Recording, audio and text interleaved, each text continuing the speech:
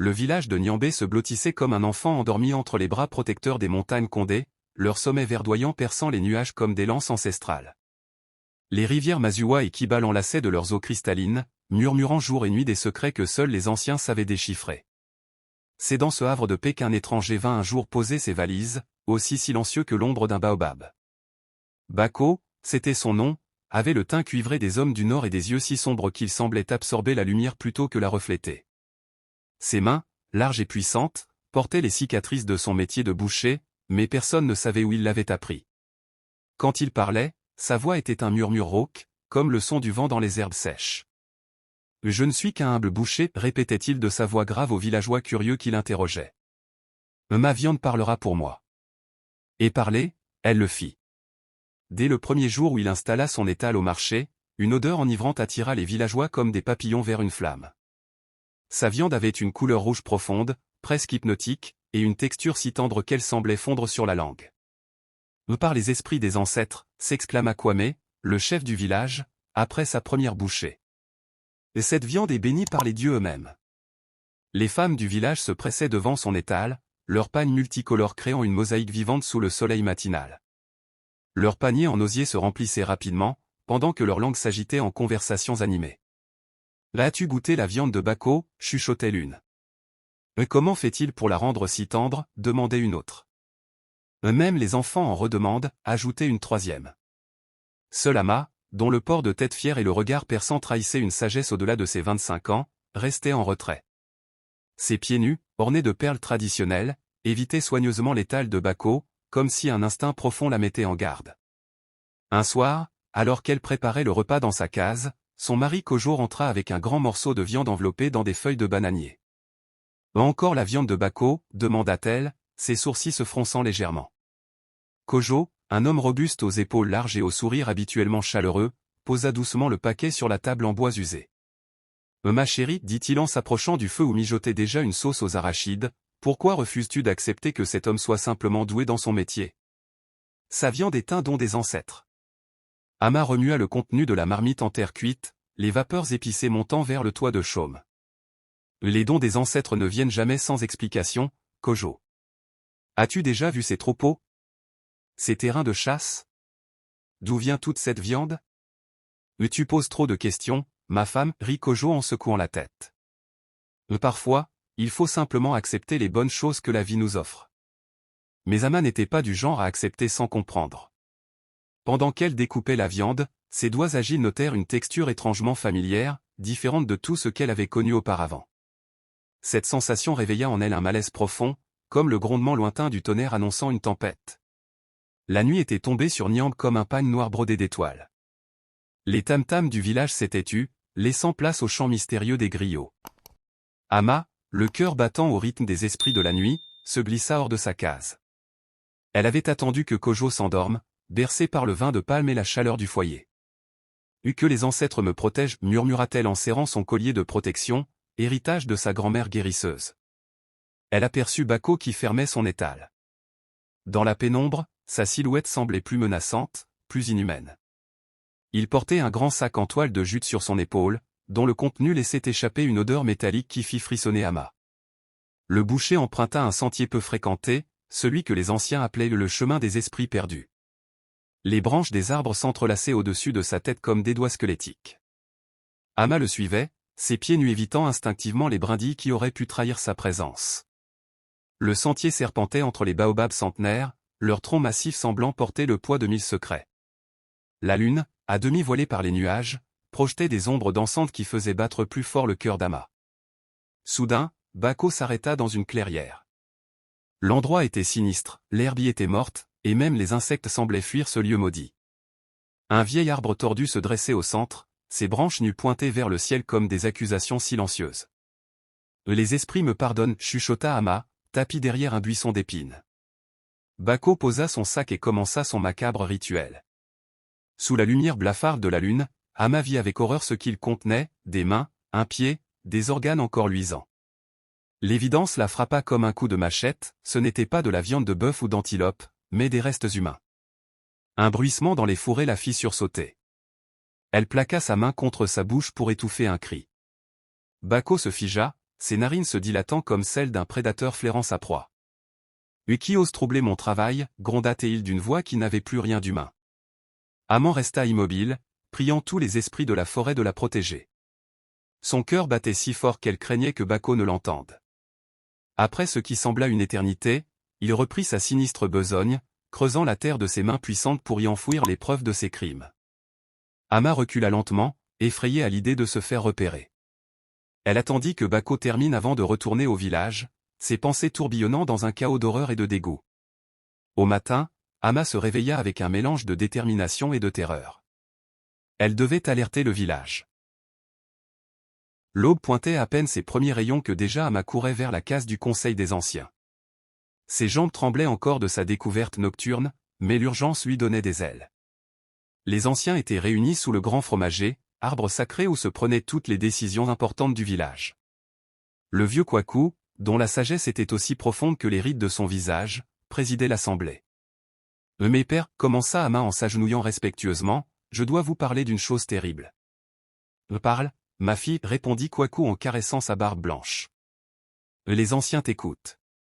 D'une voix tremblante mais déterminée, Ama raconta ce qu'elle avait vu. À mesure qu'elle parlait, les visages des Anciens se fermaient, leurs expressions passant de l'intérêt à l'incrédulité. « Une femme qui suit un homme dans la nuit. » Marmonna l'un d'eux avec désapprobation. « Les démons de la forêt ont dû troubler ton esprit, suggéra un autre. Kwaku leva sa main ridée pour réclamer le silence. « Ama, ma fille, as-tu des preuves de ce que tu avances ? » Mes yeux ont vu, mon cœur sait, répondit-elle avec conviction. Les yeux peuvent être trompés par les esprits malins, répliqua Kwaku. Et accuser un homme d'un tel crime sans preuve, c'est comme planter une graine empoisonnée dans notre village. Plus tard ce jour-là, quand elle raconta tout à Kojo, son mari la regarda comme si elle avait perdu l'esprit. « Ma femme, dit-il en posant ses mains calleuses sur ses épaules, la jalousie te fait dire des folies. Bako nous apporte la prospérité. Regarde comme nos enfants sont forts depuis qu'ils mangent sa viande. » « Nos enfants ?» murmura Ama, horrifié à l'idée de ce qu'ils avaient pu manger. « Kojo, tu dois me croire. » Mais son mari secoua la tête et sortit, la laissant seule avec ses terribles certitudes. Le changement vint avec les pluies. Cette année-là, la saison humide arriva plus tôt que prévu, comme si les cieux eux-mêmes voulaient laver le village de ses péchés. Un matin, alors que le marché battait son plein sous une bruine persistante, un groupe de chasseurs fit irruption dans le village. Leur visage était grave, leur panne boueux témoignait d'un long voyage. Le plus âgé d'entre eux, Kofi, dont les scarifications tribales racontaient l'histoire d'un grand guerrier, prit la parole devant la foule rassemblée autour d'eux. « Mes frères, mes sœurs, » sa voix portait le poids de terribles nouvelles, « nous revenons des villages du Nord. Cette famille ont disparu en 3 lunes. Comme des traces dans le sable après la tempête, elles se sont évanouies. » Un murmure d'inquiétude parcourut l'assemblée. Une vieille femme se mit à pleurer, reconnaissant dans la description l'une des familles disparues. « Ma sœur vivait là-bas, » sanglota Théel. Elle, son mari, leurs 3 enfants. Personne ne sait ce qui leur est arrivé. Ama, qui écoutait en retrait, sentit un frisson glacé lui parcourir l'échine. Les dates correspondaient. Chaque disparition coïncidait avec l'arrivée d'un nouveau lot de viande chez Bako, le boucher. Depuis quelque temps, cette viande si tendre et si abondante avait éveillé la méfiance des femmes du village, mais personne n'avait osé poser de questions. Les esprits de la forêt n'y sont pour rien, poursuivit Kofi. Nous avons trouvé des traces, des marques étranges, des restes. Ce n'est pas l'œuvre des bêtes, mais de l'homme. Un homme qui connaît l'art de dépecer. Un silence lourd tomba sur la foule. Tous se tournèrent instinctivement vers l'étal de Bako. Le boucher, debout derrière son comptoir, essuyait nerveusement ses mains sur son pagne, évitant les regards. Mais c'est alors qu'une odeur particulière monta, portée par la pluie, un mélange de fer et de pourriture. « Cette odeur !» murmura un vieil homme. « Elle vient de l'arrière de sa boutique. » Avant que quelqu'un ne puisse réagir, une jeune fille, plus courageuse ou plus curieuse que les autres, s'avança et s'arrêta net devant l'arrière-boutique de Bako. « Il y a des os !» cria-t-elle, sa voix tremblant de peur. La foule, prise de panique, s'élança pour vérifier. Certains pénétrèrent dans l'arrière-boutique malgré les avertissements d'Ama. Ce qu'ils trouvèrent leur glaça le sang, un tas d'ossements humains, soigneusement nettoyés, empilés derrière des caisses. « Bako ! Que as-tu fait? Hurla un homme. Mais Bako n'était déjà plus là. Profitant de la confusion, il avait pris la fuite, s'élançant vers la forêt. Sa silhouette fuyante se détachait sous la pluie, et pour la première fois, son masque d'homme ordinaire avait craqué. Sa peur trahissait sa culpabilité. Attrapez-le, cria une voix dans la foule. La chasse fut lancée, les villageois armés de machettes et de torchets s'engouffrèrent dans la forêt, mais Bako connaissait les lieux mieux que quiconque. Il disparut parmi les ombres des arbres, laissant derrière lui une boutique vide et des secrets macabres à découvert. Cependant, les chasseurs décidèrent de fouiller plus en profondeur. Ils creusèrent dans la terre molle autour de la boutique, persuadés qu'il y avait plus à découvrir. Ce qu'ils trouvèrent cette nuit-là ne fit qu'attiser leur colère, des cadavres partiellement enterrés, des ossements, et des restes qui témoignaient d'actes indicibles. Le boucher n'était pas seulement un homme étrange. Il était un monstre, et désormais tout le village savait pourquoi ses étals regorgeaient de viande à un prix dérisoire. La forêt s'emplit des cris de rage des villageois et des appels à la vengeance. La disparition de Bako ne faisait que commencer, mais son ombre maléfique continuerait de hanter les nuits du village. Les recherches dura 3 jours et 3 nuits. Les hommes du village, armés de machettes et de lances, fouillèrent chaque recoin de la forêt. Les femmes préparaient des décoctions protectrices, pendant que les enfants restaient enfermés dans les cases. C'est Tama qui découvrit la cabane.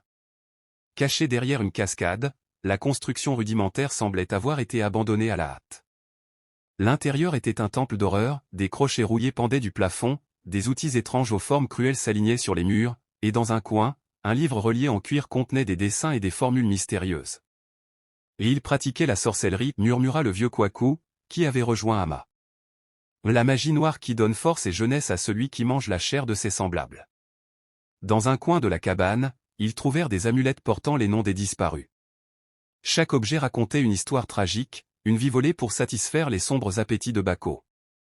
Mais de Bako lui-même, nulle trace. Certains dirent l'avoir vu traverser la rivière Kiba, là où les crocodiles règnent en maître. D'autres jurèrent qu'il s'était transformé en hyène pour s'enfuir dans les montagnes. Une vieille femme affirma même l'avoir vu s'envoler sous la forme d'un vautour. Les semaines qui suivirent furent consacrées à la purification. Les guérisseurs vinrent des 4 coins de la région pour participer au rituel. Pendant 7 jours et 7 nuits, les tam-tams ne cessèrent de battre, appelant les esprits bienveillants à chasser les ombres maléfiques. Ama prit la tête des cérémonies de deuil. Sa voix, claire et pure, guidait les chants funèbres qui s'élevaient vers le ciel étoilé. Ô vous qui êtes partis, que vos âmes trouvent la paix. Dans les bras de nos ancêtres, point que votre sang versé devienne source de sagesse pour les générations futures. Le village se transforma. L'étal de Bako fut brûlé et ses cendres dispersées dans la rivière. À sa place, on planta un jeune baobab, symbole de renaissance et de sagesse. Les villageois apprirent à élever leur propre bétail, à chasser avec respect, à ne plus chercher de solutions miraculeuses à leurs problèmes. Mais l'histoire de Bako ne fut pas oubliée. Elle devint une légende que les grands-mères racontent encore aujourd'hui aux enfants, près du feu. Méfiez-vous de ce qui semble trop beau, trop facile. Car le mal sait se parer des plus beaux atours. Et n'oubliez jamais qu'une seule voix qui dit la vérité est plus forte que 1000 mensonges. Quant à Ama, elle devint une figure respectée du village. Sa perspicacité et son courage firent d'elle une conseillère écoutée. On dit que parfois, les soirs de pleine lune, elle se rend sous le baobab qui a remplacé l'étal de Bako. Là, elle dépose une poignée de noix de cola en offrande aux ancêtres, les remerciant de lui avoir donné la force de dévoiler la vérité, aussi terrible soit-elle.